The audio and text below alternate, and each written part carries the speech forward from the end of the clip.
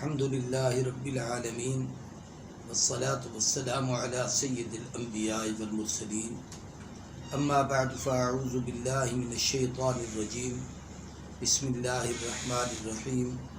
ان عدت الشہور عند اللہ 12 شہرا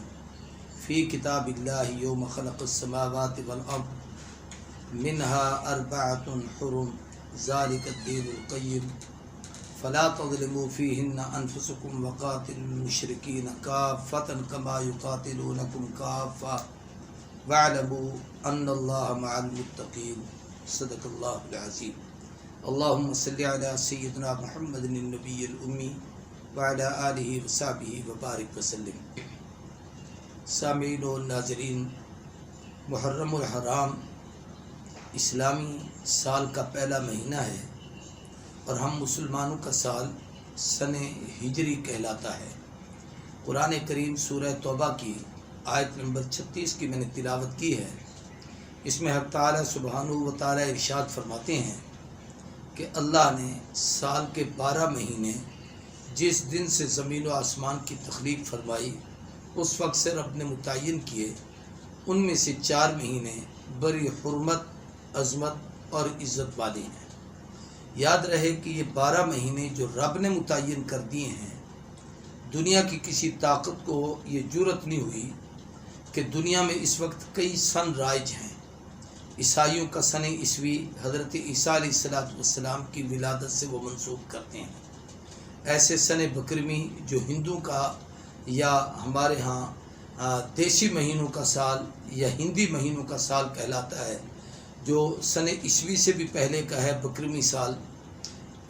ان کو جرأت ہوئی ہے کہ وہ سال کے 12 کے 11 یا 12 کے 13 مہینے کر سکیں، نہ عیسائیوں کو جرأت ہوئی، اس لیے کہ رب نے جب 12 کہہ دیے تو اب وہ 12 ہی ہیں. لیکن یہ یاد رہے کہ عیسوی نظام ہو یا بکرمی نظام ہو، یہ دونوں شمسی نظام ہیں، سورج کے نظام کے تحت ہے. اور قرآن مجید کا جو نظام اللہ نے ہمیں مسلمانوں کو عطا کیا ہے وہ اسلامی قمری نظام ہے، چاند کے حساب سے. اس لیے قرآن پاک کے دوسرے پارے میں ایک سوال ہے، یسألونک عن الأہلہ،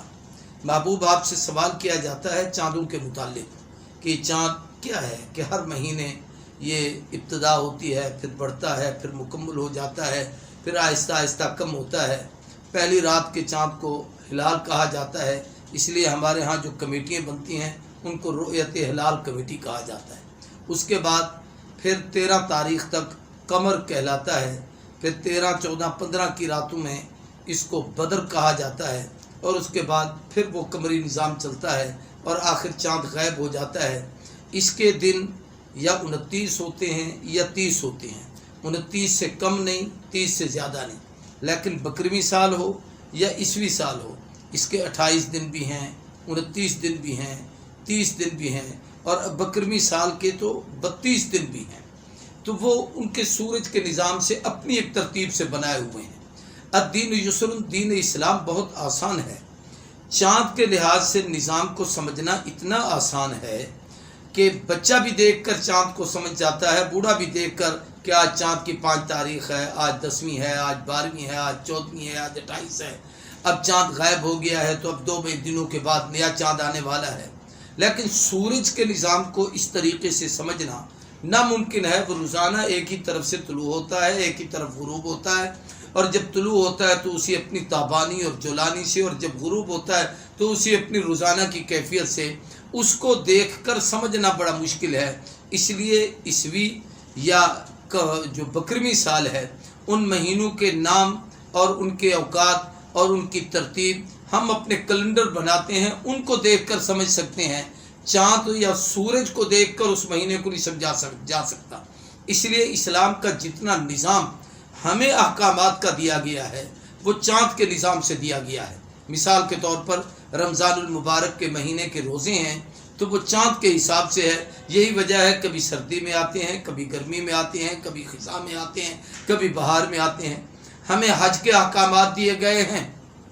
تو وہ بھی چاند کے حساب سے دیے گئے ہیں کہ حج کا مہینہ ذوالحج وہ چاند کے لحاظ سے ہے، کبھی سردی میں، کبھی گرمی میں، کبھی خزاں میں، کبھی بہار میں. ہمیں زکوٰۃ کے احکامات دیے گئے ہیں تو وہ بھی چاند کے لحاظ سے کہ زکوٰۃ ہمیں چاند کے مہینوں کے حساب سے دینی ہے، انگریزی مہینوں کے حساب سے نہیں۔ اگر انگریزی مہینوں کے حساب سے ہم چاند کا اپنی زکوٰۃ کا نصاب ترتیب دیں گے تو ہر سال 10 دنوں کا فرق پڑے گا، 3 مہینے میں 3 سالوں میں 1 مہینے کا فرق پڑے گا، اور 36 سالوں میں 1 سال کا فرق پڑ جائے گا۔ اس لیے ہمیں چاند کے نظام کو ہی اپنانا ہے، اور وہ ہماری شریعت کا ایک نظام ہے جو اللہ نے ہمیں دیا ہے۔ اس کو قمری نظام کہا جاتا ہے۔ یہ قمری نظام یہ اہل عرب میں ہمیشہ سے چلا آ رہا تھا، لیکن جب ان کے ہاں کو خطوط آتے جاتے تھے تو ان کے پاس بعض دفعہ تاریخ چاند کی تو لکھی ہوئی ہوتی تھی، لیکن کچھ سن کی ترتیب نہیں تھی۔ عرب کے اندر بلکہ پوری دنیا میں سن سال کو کہا جاتا ہے۔ سنوں کا تعلق اور اس کی تعیین خاص واقعات سے ہوتی ہے۔ مثلا آدم علیہ السلام زمین پر اترے تو سن شروع ہو گیا کہ آدم کے اترنے سے، حبوط آدم سے سن کو گنا گیا۔ نوح علیہ السلام طوفان نوح آیا تو طوفان نوح سے لوگوں نے سن گننا شروع کر دیا۔ اسی طریقے سے ابراہیم علیہ السلام کو آگ کے چیخے میں ڈالا گیا تو وہاں سے سن گننا شروع کیا گیا۔ حضرت اسماعیل کی قربانی ہوئی تو وہاں سے سن کو گننا شروع کیا گیا۔ اسی طریقے سے موسیٰ علیہ السلام دریا پار ہوئے، وہاں سے سن کو گننا شروع کیا گیا۔ بعد میں عیسیٰ علیہ السلام کی پیدائش ہوئی تو عیسائیوں نے سن عیسوی عیسیٰ کی پیدائش کی طرف منسوب کیا کہ جناب ان کے ہاں مروج ہے کہ حضرت عیسیٰ علیہ السلام 25 دسمبر کو پیدا ہوئے، اس کے بعد جنوری سے انہوں نے اپنے سن کو گننا شروع کیا۔ لیکن مسلمانوں کا نظام چونکہ چاند کا ہے اور قمری ہے تو ہمیں اپنے نظام کے تحت اس نظام کو سمجھنا تھا۔ یہی وجہ ہے کہ نبی کریم صلی اللہ علیہ وسلم کی ولادت بسعادت جس سال ہوئی اس سال کو عربی میں عام الفیل، ہاتھیوں والا سال کہا جاتا ہے، کہ جس سال ابرہ ہاتھیوں کا ایک بہت بڑا لشکر ہزاروں کی تعداد میں لے آ کر کعبۃ اللہ پہ حملہ آور ہوا تھا۔ یہ نبی کریم صلی اللہ علیہ وسلم کی پیدائش سے 50 دن قبل، یعنی اسی محرم الحرام کے مہینے میں اس نے کعبۃ اللہ پر حملہ کیا تھا، اور اللہ نے کعبہ کی عزت و عظمت کو 4 چاند لگائے، اس کی حفاظت فرمائی اور ابرہ کو ذلیل و رسوا کیا، اور وہ اس کے سارے ہاتھی اور وہ تباہ و برباد ہوئے۔ تو اللہ تبارک و تعالیٰ نے حضور اکرم صلی اللہ علیہ وسلم کی ولادت بسعادت اس سال سے یعنی عام الفیل سے شروع ہے۔ اب مسلمانوں کا اپنا کوئی سال نہیں تھا۔ حضرت عمر رضی اللہ تعالیٰ عنہ کے عہد خلافت میں ایک خط آیا، بلکہ سیدنا ابو موسیٰ اشعری نے بھی اور ایسی ایک اور صحابی نے بھی حضرت کو لکھا کہ حضرت اگر ہمارے لیے کچھ سن تجویز کر دیا جائے تو ہمارے لیے آسانی ہوگی۔ جناب سیدنا عمر رضی اللہ تعالیٰ عنہ کوئی کام اپنی مرضی سے نہیں فرماتے تھے، ایک شورا ہوتی تھی، اس کا فیصلہ کرتے تھے۔ اس شورا کے ممبر کون تھے؟ ان میں 10 مبشرہ میں سے سیدنا حضرت عثمان ابن عفان رضی اللہ تعالیٰ عنہ، سیدنا علی ابن ابی طالب رضی اللہ تعالیٰ عنہ کرم اللہ وجہہ، اسی طریقے سے حضرت سیدنا عبد الرحمن ابن عوف، حضرت طلحہ، حضرت زبیر، یہ بڑے بڑے اجلہ صحابہ اس شورا کے ممبر ہوتے تھے، یہ لوگ بیٹھتے تھے۔ شبلی نعمانی نے الفاروق میں لکھا ہے کہ خط بھی آیا، اور اس خط پر تاریخ شعبان المعظم کی تو درج تھی، لیکن سن اس پر درج نہیں تھا۔ کاغذ بتاتا تھا کہ یہ پچھلے سال کا خط ہوگا، اور لیکن تاریخ بتا رہی تھی کہ شعبان ابھی گزرا ہے کہ شاید آج کا ہو۔ کاغذ اتنا پرانا تھا کہ پرانا لگتا تھا۔ تو حضرت عمر نے شورا بٹھائی کہ ہمیں کیا فیصلہ کرنا چاہیے۔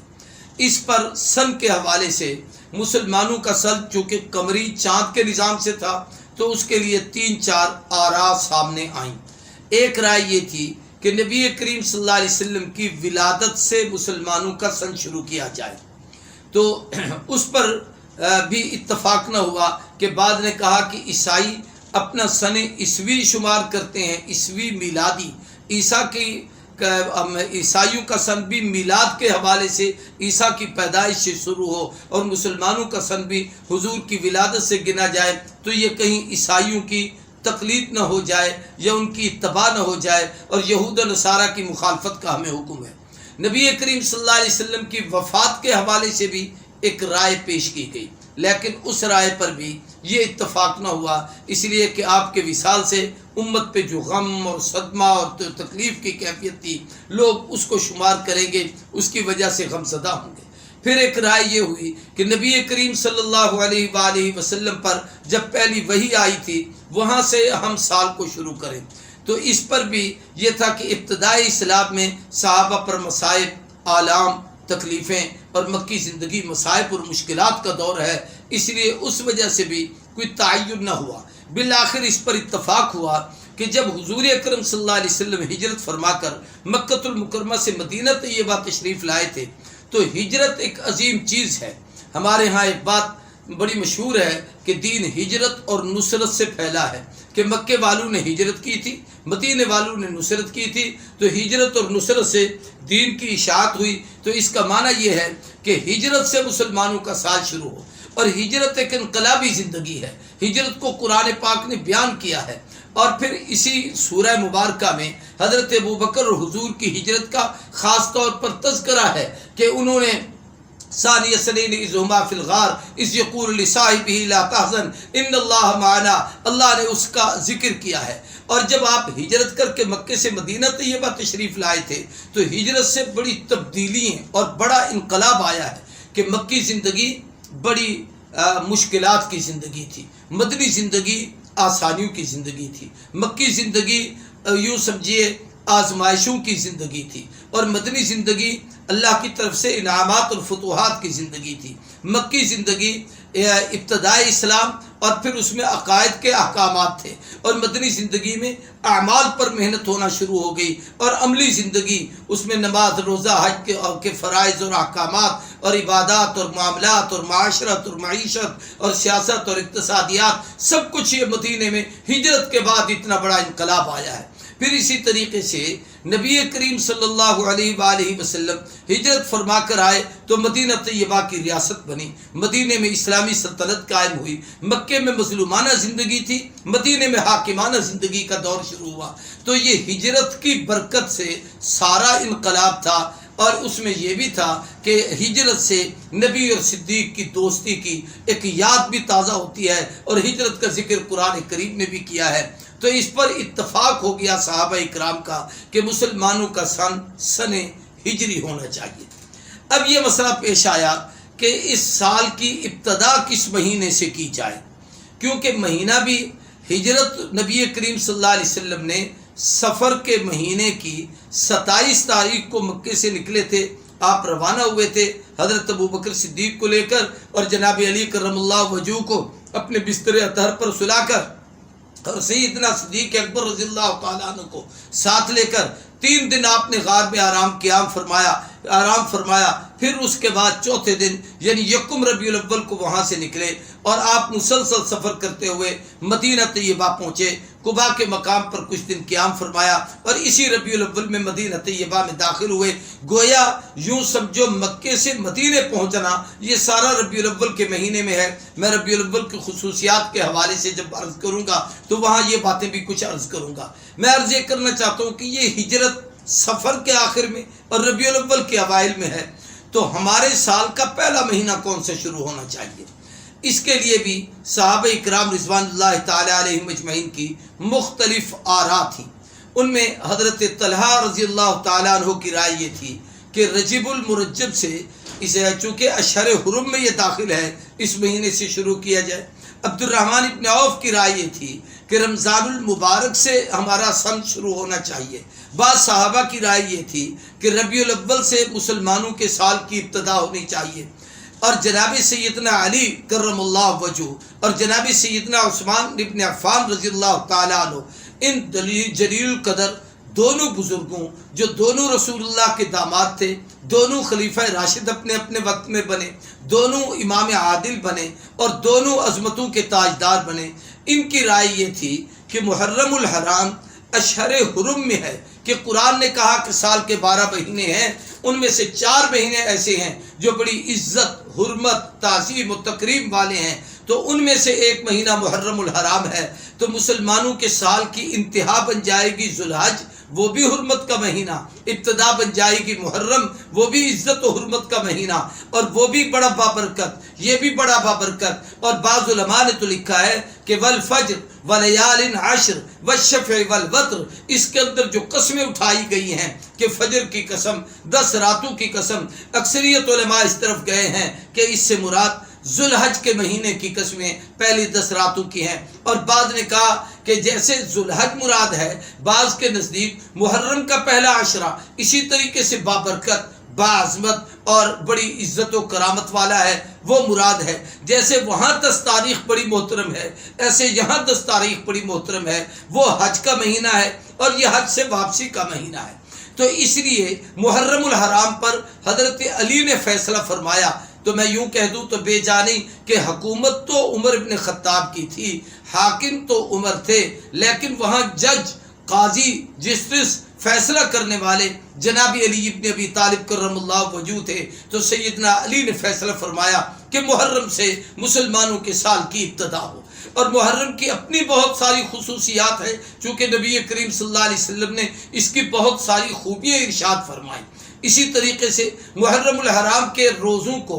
رمضان المبارک کے بعد سب سے افضل روزے قرار دیے گئے، ایسے ہی محرم الحرام کو احترام اور عظمت کا مہینہ قرار دیا گیا۔ اسی طریقے سے حضور اکرم صلی اللہ علیہ وسلم کو جو دعوت دی گئی تھی مدینہ طیبہ میں سفر ہجرت کی، وہ ذوالحج کے مہینے میں مدینے کے کچھ قافلے، کچھ لوگ یہاں مکہ المکرمہ میں آئے تھے، حضور سے ملاقات ہوئی، آپ نے حج کے موقع پر ان کو دین کی دعوت دی، انہوں نے حضور صلی اللہ علیہ وسلم کو مدینہ میں آنے کی دعوت دی، تو آپ نے محرم میں مسلمانوں کو مدینے کی ہجرت کی اجازت دی اور خود بھی اس کی تیاری فرمائی، اور اس کی تکمیل جا کر سفر میں ہوئی۔ تو یہ سیدنا علی کرم اللہ وجہ کے فیصلے کے مطابق اسلامی سن ہجری گویا مسلمانوں کا سال وہ ہجرت سے شروع ہوتا ہے، اور وہ حضرت علی کے فیصلے سے شروع ہوتا ہے، اور اس کا پہلا مہینہ محرم الحرام ہے۔ اب ایک مسئلے کی بات ہے جو علماء نے کتابوں میں لکھا ہے،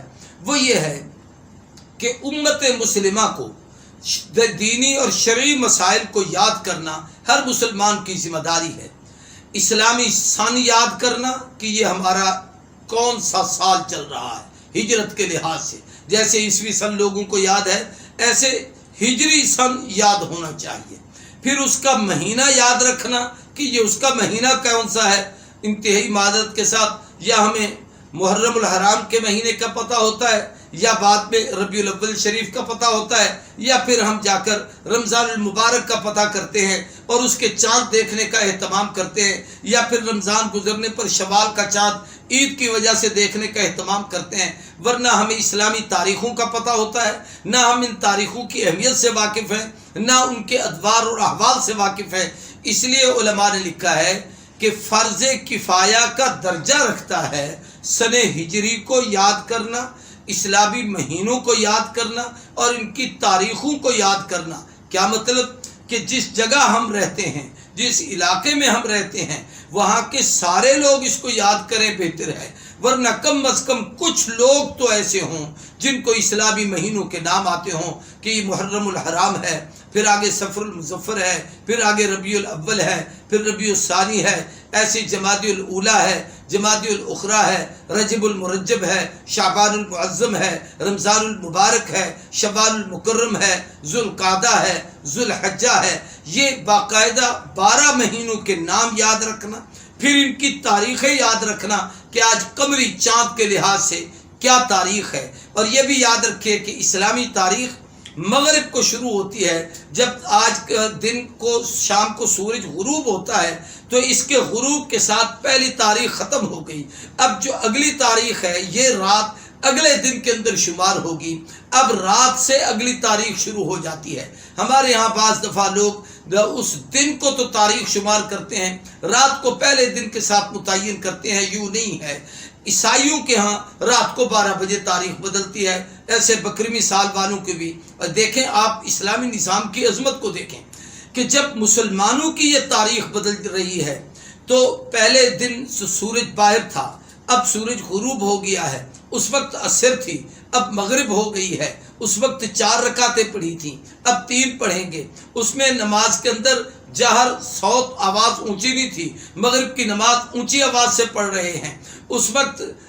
اور دن تھا، اب اور دن ہو گیا ہے۔ تو جب تبدیلی ہوتی ہے تو ہر ایک کو پتہ چلتا ہے کہ دن گیا، رات آئی، روشنی گئی، اندھیرا آیا، تاریخ بدلی، آج نئی تاریخ شروع ہو گئی۔ اور رات کو 12 بجے جب انگریزوں کی تاریخ بدلتی ہے تو دنیا میں کسی آدمی کو کوئی پتہ نہیں چلتا، کسی کی گھڑی 12 کب بجاتی ہے۔ ملکوں کے حساب سے ہر ملک کا اپنا ایک ٹائم ہوتا ہے اور وہاں کے نظام کے مطابق، اس ٹائم کے مطابق ان کی گھڑی چل رہی ہوتی ہے۔ اور بعض دفعہ ہماری اپنی گھڑیاں 5-10 منٹ کسی کے پاس آگے، کسی کے پاس پیچھے، تو وہ ہر آدمی کہتے ہیں نہیں جی تاریخ بدلنے میں 5 منٹ رہتے ہیں۔ اور جب بدل جاتی ہے تو پہلے بھی رات تھی، پھر بھی رات، پہلے بھی اندھیرا، پھر بھی اندھیرا، 5 منٹ پہلے بھی وہی حالت تھی، 5 منٹ بعد تاریخ بدل گئی تو پھر بھی وہی کیفیت، اس کا ہمیں کوئی پتہ نہیں چلتا۔ تو اسلام نے جو ہمیں نظام دیا ہے وہ بڑا آسان نظام دیا ہے۔ تو ہمارا اسلامی نظام میں سال کا پہلا مہینہ محرم الحرام ہے۔ یہ بڑی عظمت کا، احترام کا، تقدس کا، فضیلتوں کا مہینہ ہے۔ ماہ محرم کی اہمیت پر میں اس کی مستقل گفتگو کروں گا، اور اس پر میں یہ عرض کروں گا کہ محرم میں کیا کیا اسلامی تاریخ میں واقعات ہوئے، اور پھر اس میں بالخصوص شہداء اسلام اور شہداء کربلا اور ان کی عظمتوں کو خراج عقیدت، اس حوالے سے بھی گفتگو ہوگی۔ تو یہ مسلمانوں کے سال کا پہلا مہینہ ہے، اور ذوالحج مسلمانوں کے سال کا آخری مہینہ ہے۔ اور اگر آپ ان میں تطبیق بھی کرنا چاہیں تو بڑی خوبصورت ہے کہ اس کے پہلے دن بھی بڑے اہم ہیں، اس کے پہلے 10 دن بھی بڑے اہم ہیں، اس کی 10 تاریخ بھی بڑی اہم ہے، اس کی 10 تاریخ بھی بڑی اہم ہے۔ اس کی 10 تاریخ کو بھی اللہ کے ایک جلیل القدر نبی نے اپنے فرزند دلبند جناب سیدنا اسماعیل کی اللہ کے حضور قربانی دی، اور اس کی 10 تاریخ کو بھی امام الانبیاء والمرسلین، خاتم النبیین، شفیع المذنبین کے لاڈلے شہزادے، دوش نبوت کے سوار، اور یوں سمجھو سبط النبی، اور بلکہ